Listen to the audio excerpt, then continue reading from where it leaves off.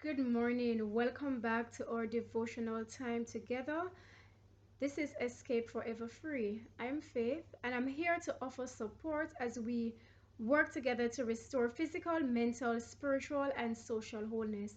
If you're joining for the first time, thanks for joining us. Do stay with us. There's much support for you here.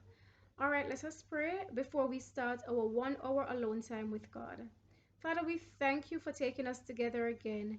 We want to be praising you in our hearts, our mind, and our bodies. We pray, Father, that you will put your anointing upon us as you forgive us of our sins. Teach us what we need to know, Father, for our salvation, and give us our daily bread today. We beg in Jesus' name. Amen. All right, we're going to go to our memory text that we're reciting, hoping that we will know it by Friday. Jeremiah 31, verse 31. Behold, the days come, saith the Lord, that I will make a new covenant with the house of Israel and with the house of Judah. Jeremiah 31, verse 31. Behold, the days come, saith the Lord, that I will make a new covenant with the house of Israel and with the house of Judah. Memory text, Jeremiah 31, verse 31. Behold, the days come, saith the Lord, that I will make a new covenant with the house of Israel and with the house of Judah. Memory text, Jeremiah 31, verse 31.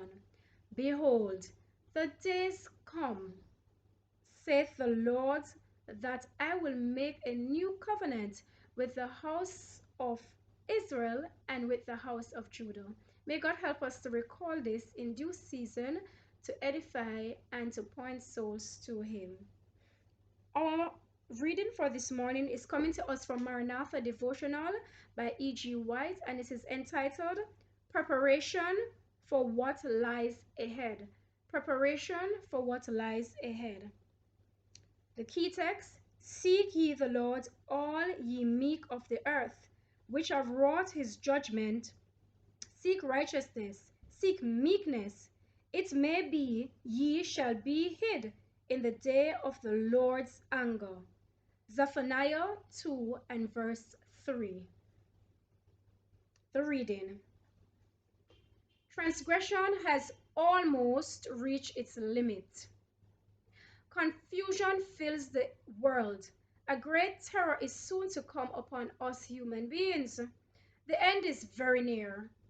God's people should be preparing for what is to break upon the world as an overwhelming surprise.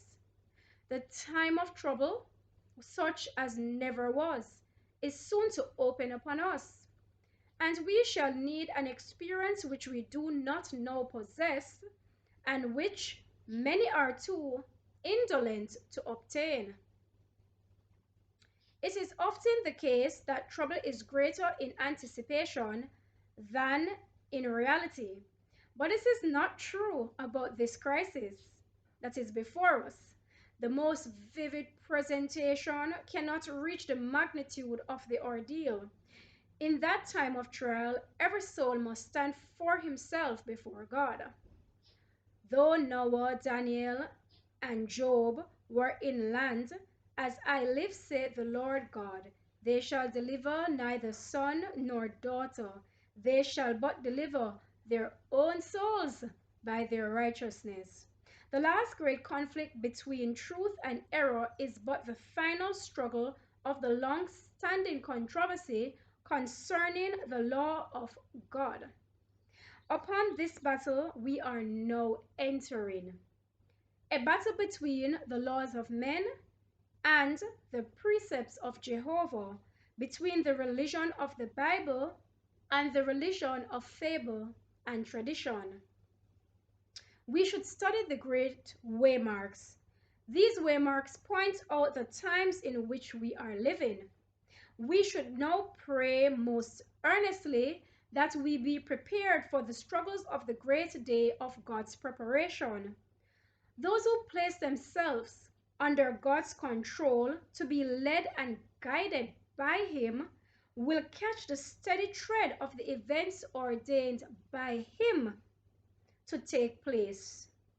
Inspired with the Spirit of God who gave his life, inspired by the Spirit of Christ who gave his life for the life of the world, they will no longer stand in impotency, pointing to what they cannot do.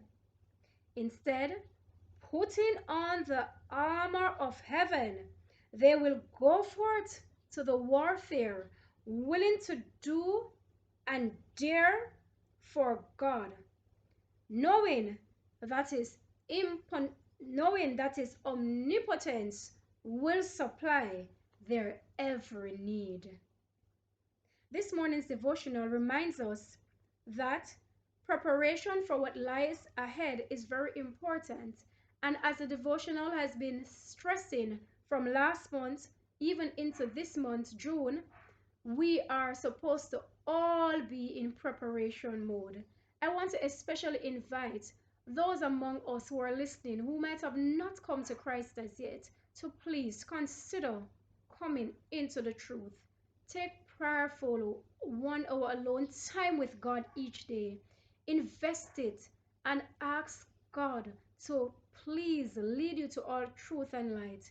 Whilst you're at it, humble yourself before him so that when truth and light convicts your heart and challenges you to stir away from traditions and practices that have been a part of your life forever, that you'll be willing to surrender to it and do what it is that the Spirit of God bids you to.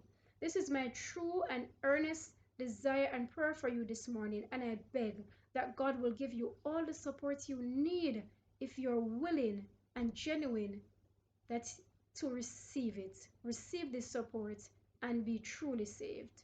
We go to our meditational hymn as we close off this segment of our 1 hour alone time with God. Of course, you will continue to meet that hour. Our hymn for this morning is Let Every Lamp Be Burning Bright, a true reminder of how we can be in preparation mode and also that we should be in preparation mode. It says, let every lamp be burning bright, the darkest hour is nearing. The darkest hour of earth's long night before the Lord's appearing. Then trim your lamps, my brethren dear, then trim your lamps with godly fare. The Master's coming draweth near, let every lamp be burning. His word our lamp, his truth our guide, we cannot be mistaken. Though danger rise on every side, we shall not be forsaken. Then trim your lamps, my brethren dear, then trim your lamps with godly fare. The Master's coming draweth near, let every lamp be burning. Then let good works with faith appear to help the world around us. Obedience bring the blessing near when faith has firmly bound us.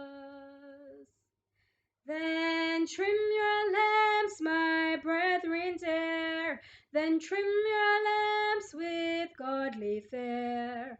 The Master's coming draweth near, let every lamp be burning. Let us pray. Holy and righteous Father, we thank you for your word this morning. Thank you that you have given us daily bread to take us through today. Father, I beg all of us in the receiving of this light that is given to us, that we must all be in preparation mode for your coming. Father, may none of us be found idle in these times. So we beg, give us your Holy Spirit, Father. Give us your Holy Spirit that will give us a sense of urgency, that we will know, Father, that we are to prepare for what lies ahead and not take it lightly. May all the persons in the hearing of this prayer who are in agreement receive support from your Holy Spirit and your heavenly host, Father, that you will send to empower us, Father, to start putting our houses in order, and Father, to find ourselves fully employed in the works of heaven. Give us the book, the good book of Revelation and Daniel, that reveals clearly the waymarks and the times that are coming upon us, so we can truly understand them and be ready for the final of this great controversy between God, which is good, and evil. Father, save us all in your kingdom, we beg, and we tell you thanks as we look forward to give you the glory in our new kingdom, in our new home, the kingdom of heaven, New Jerusalem. In Jesus' name we pray. Amen. Please come home, trim your lamps, and get in preparation mode, because indeed the great controversy is going to end anytime soon.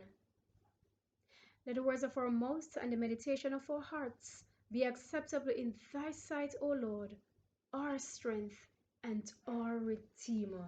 Amen. Walk good, but above all, please walk with God.